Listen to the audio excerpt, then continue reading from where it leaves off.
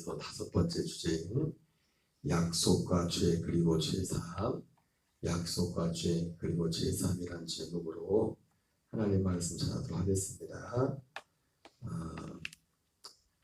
복음은 하나님의 약속입니다. 새 언약이라고도 하죠. 그럼 죄는 뭡니까? 죄는 궁극적으로 하나님의 이 약속을 믿지 않는 것이 죄입니다. 이 약속을 떠나 있는 것이 물론 히브리서 11장 6절에 보면 죄가 무엇인가, 하나님께 나간 자는 반드시 그가 계신 것과 또한 그가 자기를 찾는 자들에게 상 주심이심을 믿어야 될지니라 말씀했지 않습니까? 그 역순이 죄입니다. 그 내용이 빠진 것이 하나님이 계신 것을 믿지 않아요. 진짜 하나님이 살아계신 것, 그냥 머리로 그냥 그게 아니라 진짜 믿는, 본인이 알겠지, 믿는지 안 믿는지. 그리고 그분의 약속을, 상 받는 건 뭐라 해서, 상은 그분의 약속을 받는 거죠. 약속을 우리가 그냥 육신적으로 어떤 욕구를 막 구해가지고 내 필요를 그분이 하나님 살아계시고 그래서 내가 그걸 들어줬다, 그게 아니라, 물론 그런 면들이 있겠지만은 하나님의 궁극적인 그 상은 뭐냐면 하나님의 그 약속에 있다고.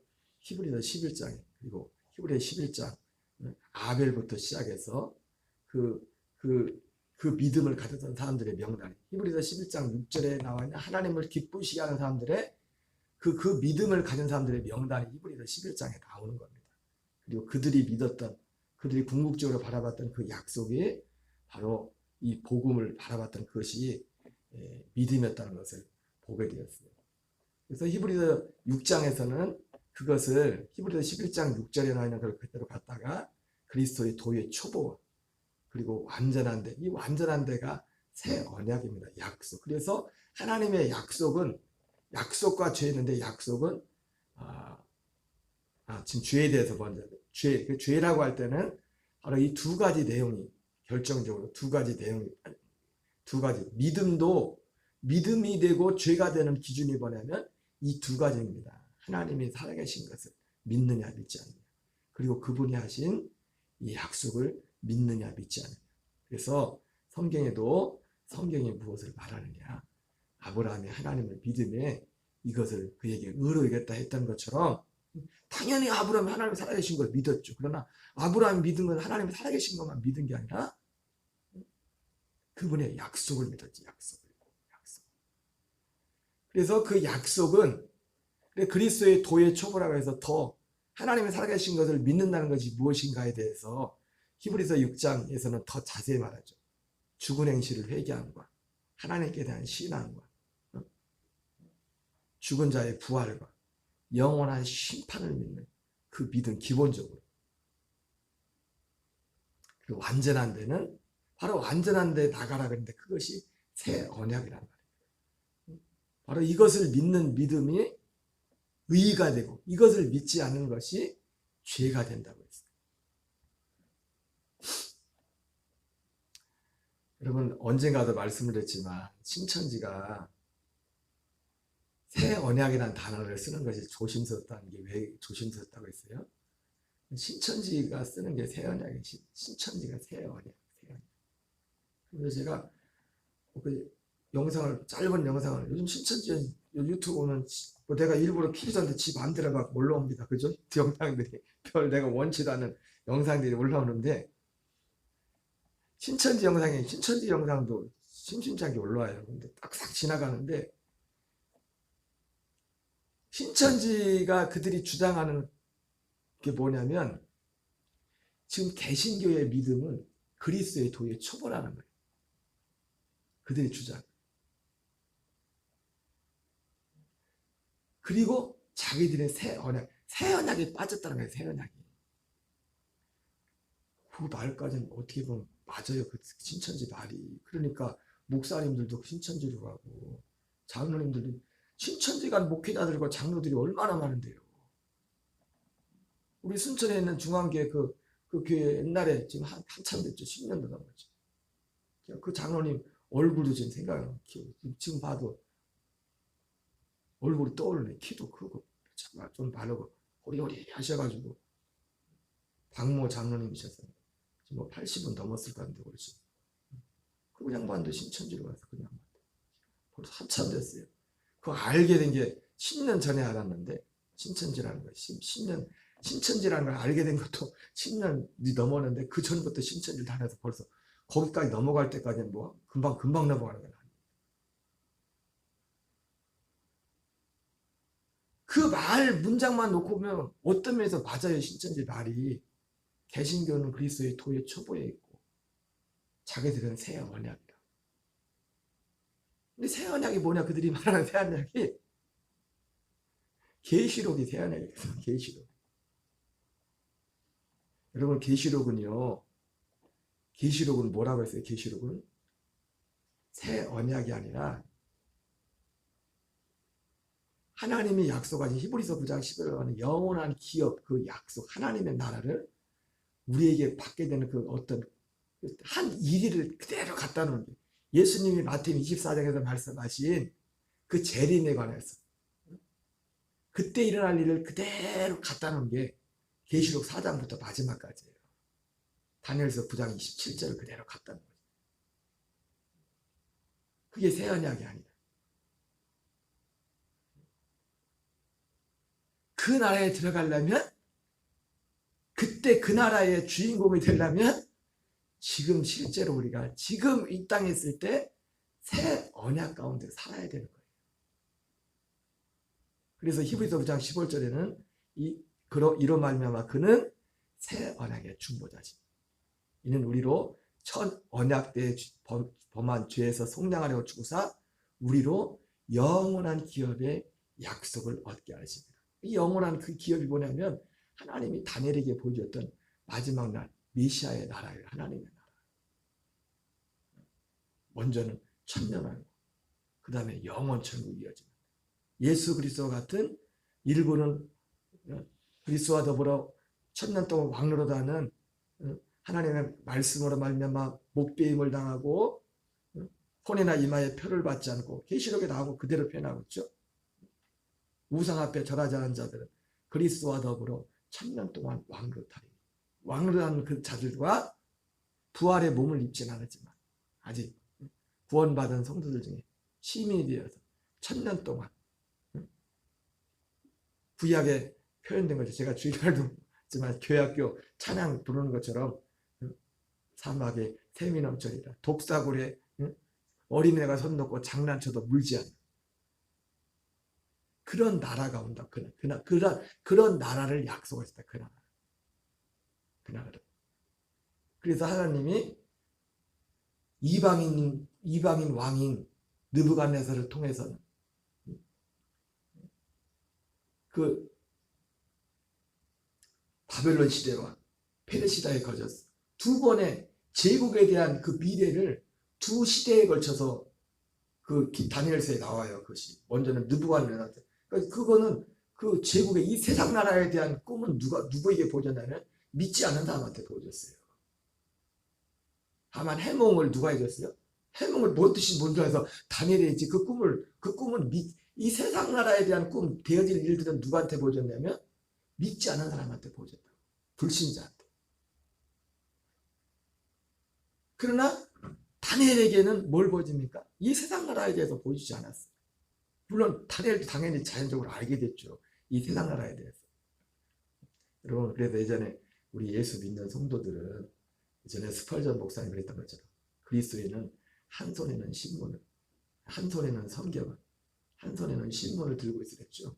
그 말이 딱 맞는 것 같아요. 다니엘은 세상 나라의 미래 세상도 알았고 다니엘은 세상만 한 게 아니라 하나님을 알았잖아요. 여러분 세상도 알아야 되고 하나님을 알아야 됩니다. 그리고 하나님을 정말 아는 사람은 세상이 뭔지를 알아요. 세상이 뭔지를 모르고도 하나님을 알 수가 없어요. 왜? 세상 자체가 죄잖아요. 오늘 제목도 마찬가지로 이 율법이라는 것이 율법이 죄하는 거잖아요. 이 율법이 우리를 그리스도끼리 인도하는 초등 교사가 된다 했잖아요. 그러니까 진짜 하나님을 아는 사람은 진짜 세상이 뭔지도 알고 세상이 뭔지를 모르면 하나님도 알 수가 없어요. 아, 세상을 그래봤자 이거구나. 그렇게 엄청난 바벨론, 페르시아, 그리스, 로마 대단한 죄, 그 죄고 어마어마한 뭐 우리나라가 OECD에 들어가고 다 사람들이 어디에 열광을 합니까? 다 그런 데 열광을 하지 않습니까? 그래봤자 세상은 그래봤자 다 가루로 없어질 거다. 가루가 돼가지고. 그래서 하나님이 약속하신 그러니까 그 신천지는 왜 그럽니까? 우리 개신교에서 이 새 언약을 놓쳤기 때문에. 제가 지난번에 말씀드렸던 사도신경 자체에도 새 언약이 빠졌어요. 새 언약이 그냥 십자가에 죽으시고 부활하시고 승천하시고 그냥 거기 끄시고 전능하다 다시 오시는 재림으로 그냥 건너 떠버렸어요. 재림으로. 그러니까 새 언약이 그러니까 그렇구나. 제가 말은 들었지만 일부러 제가 신천지를 보려고도 안 했지만 워낙 말도 안 되는 거니까. 그런데도 그렇게 많은 목회자들이 그렇게 많은 장로들 신앙이 있다고 했던 사람들이 신천지로 간 이유가 뭐냐. 그럴듯하거든 그 말이. 하나씩 가다 보니 새 언약이라는 말을 새 언약이 뭔지를 들어본 적이 없거든. 새 언약이라고 들어봤자 어디까지 들었어요? 십자가에 죽으신 예수님의 피, 짐승의 피가 아니라 예수의 피가 새 언약이에요. 그 말도 어떤 면에서 맞는데 일부분입니다. 짐승의 피가 아니라 예수 그리스도의 피. 그런데 성경은 그걸 새 언약이라고 말하지 않아요. 히브리서를 자세히 보면 첫째 것을 폐하고 둘째 것을 세우는 거예요. 예레미야 31장 31절부터 34절에 나오는 거잖아요. 거기 새 언약이 뭔지 분명히 나오잖아요. 첫째 언약은 돌비에 새겼지만 그날에는 그거는 하나님의 그 법을 세우려면 그걸 다 알고 외워야 된다. 근데 그날에는 우리의 마음에 생긴다. 그러니까 여러분 우리가 성경의 지식을 많이 아는 것도 중요합니다. 중요하지만 우리는 그 지식으로 사는 게 아니에요. 내 안에 계신 그리스도로 그 생명으로 사는 거예요. 생명으로. 이 생명으로 사는 이게 표현이 적절할지 모르겠지만 예를 들어 어떤 주인이 내가 주인인데 주인이 내가 뭘 하라고 일을 시키고 갔어요. 갔으면 그분이 가면서 주인이 가면서 이건 이렇게 하고 이건 이렇게 하고 다 적어주고 할 거 아니에요. 그죠? 주인이 내 마음대로 하면 안 되니까 그러면 그거 하려면 어떻게 해야 돼요? 보면서 주인이 시킨 대로 해야 되잖아요. 그러면 그런데 그거 하고 근데 주인이 갔다가 왔어. 그럼 그게 필요해요? 필요 없어요? 필요 없어요. 주인이 이제 같이 살기 때문에 주인이 시키는 대로 하면 돼요. 그렇다고 주인이 처음에 그거 적어줬던 그거하고 전혀 다른 얘기를 할까요? 먼데 갈 때 너 이건 이렇게 하고 이건 이렇게 하고 이렇게 해가 이렇게 해서 주인이 멀리 갔어. 갔다 다시 이제 그 여행을 같이 다시 돌아왔어. 나하고 같이 다. 그런데 그 돌아온 주인이 멀리 어디를 뭐 여행을 하든지 갈 때 부탁해 갔던 그 생활 지침하고 돌아와서 하는 얘기하고 다른 엉뚱한 얘기를 할까요? 똑같은 거기서 별 벗어나지 않은 똑같은 얘기를 하고 다른 얘기를 하면 이 사람이 변절됐거나 뭐 이상하게 된 거죠. 그 주인이 떠났을 때는 그에게 적어준 그것을 보고서 이건 이렇게 하지 이거 하나 딸딸딸 외워야 잊어버리면 안 돼. 그러니까 주인이 왔을 때는요 그걸 내가 일부러 외우려고 할 것도 없어요. 주인이 그때그때 시키는 대로 하면 돼요. 그리고 이미 정해진 거는 이미 말해놓은 건 이미 우리 안에 있으니까. 예를 들어 십계명. 여러분 십계명이 우리가 그리스도의 생명을 산다고 십계명을 안 지켜도 됩니까? 십계명을 지켜야 돼요. 어떻게 해요? 생명으로 지키는 거예요. 생명으로. 그리스도의 생명으로. 생명으로. 그래서 야, 그렇구나. 난 말로만 들었는데 진짜네. 진짜네. 어렴풋이 옛날에 들었었는데 신천지가 개신교는 그리스도의 실패했다고 예수가 완성하고 간 게 아니다. 그다음 그렇게 하거든요. 그리스도가 죽음 십자가로 완성한 게 아니다. 새 언약이 있다. 새 언약. 그러니까 그 새 언약이 뭔지를 알면은 여러분, 제가 이 복음을 전하면서 우리가 정말 정리해야 될 중요한 것 중에 하나가 뭐였냐면 십자가는 우리는 지금까지 십자가가 우리에게 십자가로 생명을 얻는다고 했죠. 그죠? 십자가로 생명을 얻어요? 못 얻어요? 십자가로 생명을 얻는 게 아니랬잖아요. 복음은 십자가는 내 옛사람이 죽는 것이라고 생명을 얻는 게 아니라 죽는 것이라고. 십자가. 제일 중요한 기둥이 이거잖아요. 복음이. 십자가는 우리가 예수님이 우리 위해서 죽으신 것이고 우리도 예수님과 함께 죽는 것이라고. 사는 것이 아니라. 너무 우리에게 들은 풍월이 있어가지고 우리는 그냥 당연히 그렇게 생각하고는 그러니까 신천지 같은 이단이 나오는 거예요. 예수님이 그래서 요한복음에서 여러분들은 제가 항상 말씀했던 두 가지 기둥이 있잖아요. 요한복음에서 죽는 것과 사는 것. 그래서 요한복음 12장 30절 33절에 예수님이 내가 땅에서 들리면 내가 모든 사람을 내게로 이끌겠노라. 그래서 땅에서 들리는 그것을 뭐라고 했어요, 예수님이? 땅에서 들리는 것을 예수님의 죽음을 의미했다. 모든 사람을 이 죽음의 다리로 이끌겠노라고 했다. 그리고 로마서 7장 4절에서도 십자가는 예수님만 죽는 것이 아니라 여러분 레위기에 보면 그 죄사함 받는 것에 대해서 대속죄에서 말하고 있지만 일반 보통 때 이제 제사를 지를 때 보면은 가장 큰 특징이 뭐냐면 여러분 제물을 누가 잡냐면 죄인이 잡아요. 제사장이 대신 안 잡아줘요. 제사장은 그 죄인이 잡고 그리고 그 피를 가지고 피를 가지고는 누가 가냐면 제사장이 가는 거예요. 죄를 날 때. 제물을 잡는 건 누가 잡는다고요? 죄인 자신이 잡아요. 죄인 자신이 제물을 끌어다가 제물 위에 안수를 하고 죄인 자신이 잡는다. 그리고 그 피를 그걸 다 나중에 태우고 제사장들이 태우고 이런 일들은 제사장이 하는 거예요.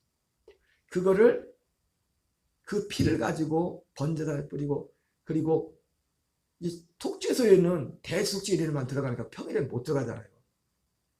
보통 때 제사장이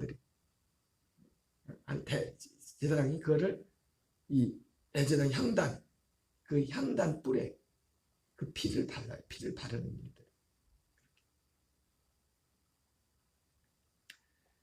그래서 히브리서 9장도 그렇고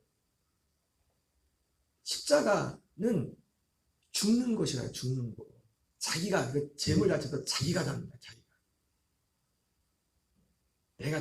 내가 죽을 수 없기 때문에 잡지만은 그 죄인도 같이 죽는 겁니다. 죽는 거.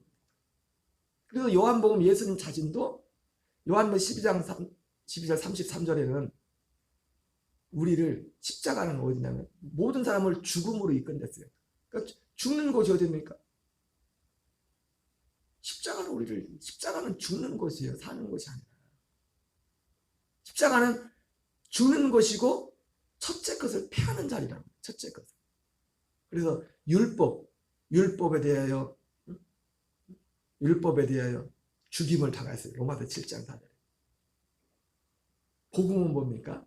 다르니 곧 죽은 자 가운데서 살아나시니 하나님을 위한 열매가 되게 합니다. 하나님을 위한 열매가 바로 죽는 것이고 사는 건 뭡니까? 그러니까 우리 옛사람은 죽고 십자가에서 죽고 우리의 영이, 그래서 죄사함도 말씀드려요. 죄사함은 우리 몸뚱아리가 죄사함 받는 게 아니라 몸뚱아리는 심판을 받는 거라고 예수님. 예수 그리스도의 십자가를 믿을 때 우리 몸뚱아리는 뭐라고요? 같이 심판받는 거예요. 같이. 심판받는 거나 용서받는 거나 사실 똑같죠. 끝나는 거니까. 죄가 끝나는 거니까. 그러나 심판받는, 엄밀한 의미로 말하면 십자가에서 예수님도 율법에 의해서 십자가에서 심판받고 죽은 겁니다. 율법에 의해서, 법에 의해서. 우리 대신 짊어지고서. 우리도 같이 심판을 받는 것이고. 죄의 사함을 받는 것은 우리 영이 죄의 사함을 받는 거예요. 영이 죄의 사함, 영혼의 죄의 사함. 그리고 새 사람이 되는 것도 우리 혼이 새 사람이 되는 거잖아요. 새 사람이 된다는 것은 아들의 영을 받는 거잖아요. 아들의 영을, 아들의 생명을. 그래서 생명을 얻는다는 것은, 그래서 요한복음 6장에서는 살리는 것은 영이니 육은 무익하니라. 예수님 자신도 육체로는 우리를 못 살린단 말이에요. 예수님도 육체로는 죽이는 일밖에 못하는 거예요. 예수님 자신이 죽고 우리를 죽는 그 일, 거기까지밖에 못한단 말이에요. 육체로. 요한복음 6장 63절, 64절에서 살리는 것은 영이니 육은 무익하니라. 그 앞에서 뭐랍니까? 내가 인자가 이전에 있던 곳으로 올라가는 것을 보면 너희가 어떻게 하느냐. 영광을 받으시는 거죠. 주님이 영광을 받으신 후에 약속인가 살려주는 영으로 우리에게 오는 거예요. 살려주시는 영으로. 성령 안에서.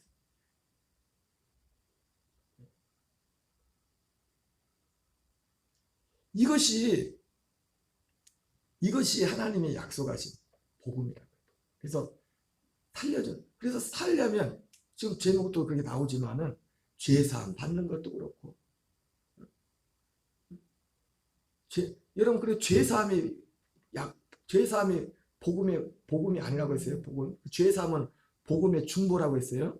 왜냐하면 이 복음 약속이라는 것이 죄 짓기 때문에 죄 범하기 전에 주어지는 것이기 때문에.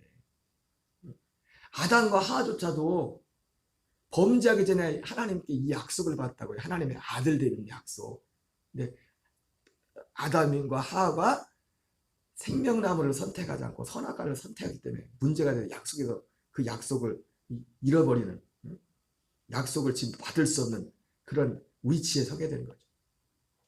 그래서 이 복음 약속은 하나님이 우리에게 하나님의 아들의 생명을 주는 거예요. 하나님의 아들의 생명을 주어서 사는 것이다. 그래서 살리는 것은 영이니. 그래서 구원이 뭐냐면 구원의 시작이 구원의 완성도 아닙니다. 구원은 계속 완성해 가는 겁니다.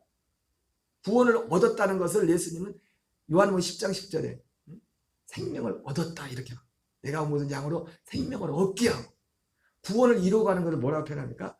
더 풍성히 얻게 하니라. 그리스도의 장성한 믿음의 분량에 이르간다.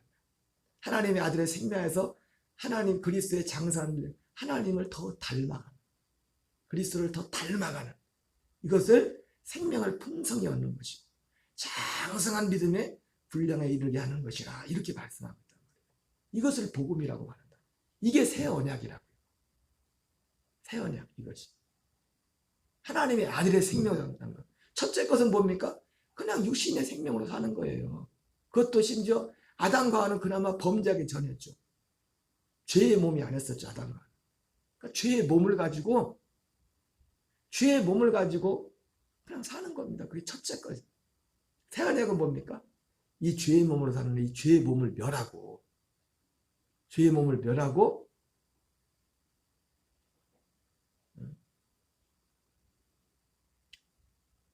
사도 베드로는 그러므로 우리가 예수 그리스도와 함께 같은 갑옷을 입으라.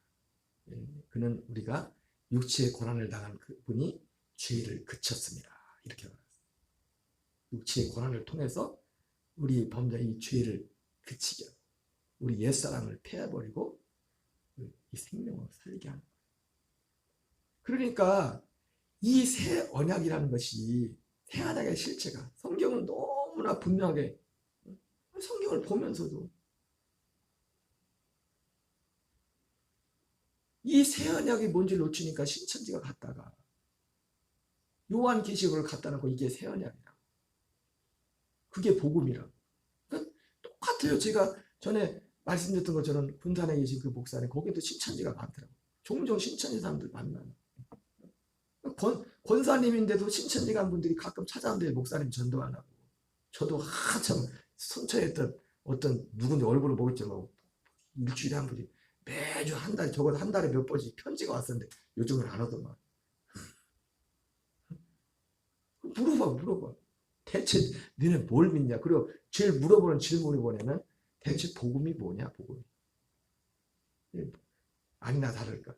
자기들은 복음이 없대. 그냥 계시록이 복음이래. 계시록이. 여러분 요한계시록은 복음이 아닙니다. 계시록이 복음이 아니에요. 계시록을 알아야 되지만 계시록 그거 안다고 구원받는 거 아니에요. 계시록도 예수님이 환난 전에 오시냐 환난 후에 오시냐 그게 중요한 게 아니에요. 환난 전에 오든 환난 후에 오든 환난을 통과하든 통과하지 않든 내가 주님이 원하시는 믿음이 되는 게 중요한 거예요. 그 생명이 되고 그 믿음을 살아가고 혹시 환난이 올지라도 환난이 오면 그 환난을 이기는 그 믿음이 돼야 되고 환난 전에 주님이 휴거할지라도 주님이 데려갈 만한 믿음이 돼야지. 주님이 아무나 데려갑니까? 정확히 그 믿음과 생명 안에 사는 하나님의 아들들을 데려가는 거지. 환난 전에 데려갈지라도. 그래서 여러분 이러한 부분들을 정말 명확히 해서 좀 잠깐 봤지만 그렇구나. 신천지가 저래가지고 저렇게 더 볼 것도 없어요. 왜? 새언약이라고 아무리 말해봤자 엉뚱한 걸 갖다고 새언약이라고 하는데 거기 뭐라고 합니까? 근데 거기 가신 분들은 심지어 장로님 목사님들까지 새언약이 뭔지를 몰랐어요. 새언약이 뭔지를 정확히. 그냥 예수님이 짐승의 피가 아니라 예수의 피가. 그러니까 그걸 가지고 신천지 그건 그리스도의 도의 초보야. 그렇지. 맞아요. 그리스도의 도의 초보. 근데 새언약이라고 말하면 새언약은 엉뚱한 걸 갖다 놓고 새언약이라고 엉뚱한 예수님의 죽으심, 예수님의 몸은 제가 몇 주에 설교했잖아요. 복음의 중보라. 복음은 새언약은 바로 이 복음이 새언약이에요. 한 날도 이 복음의 진리 안에서 첫째 것을 피하고 둘째 것으로 살게 하시는 그네 가운데서 우리가 그리스도의 생명 안에서 더욱더 풍성한 그 자리로 나가는 저와 여러분 되시기를 주의 이름으로 축원합니다. 주기도